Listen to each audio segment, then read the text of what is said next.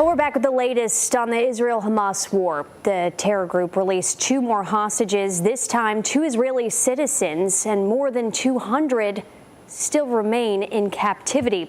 And Israel appears to be considering the timeline for its ground invasion of Gaza. ABC's Ines de la Catera has more from Jerusalem.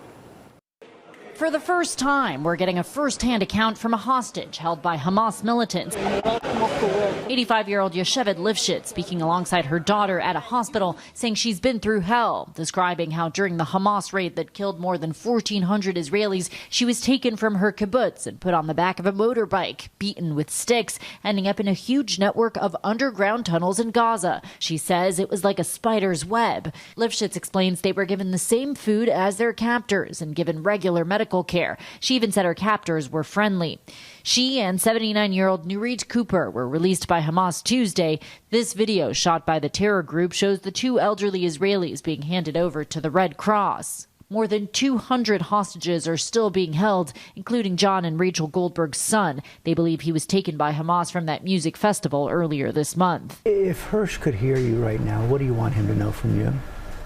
Well, what I say throughout the day, the mantra throughout the day, I say, I love you, be strong, survive. While publicly backing Israel's plan to eradicate Hamas, the U.S. and other allies privately urging Israel to delay its ground incursion into Gaza. Behind the scenes, the president and the White House are urging caution, hoping to buy some more time to get more hostages out and more aid and critically needed assistance into Gaza. The big question now is whether Israel will actually agree to further delay this. The IDF also appearing to shift their tone today, with one military leader telling ABC News the presence of the hostages is at the top of our priority list.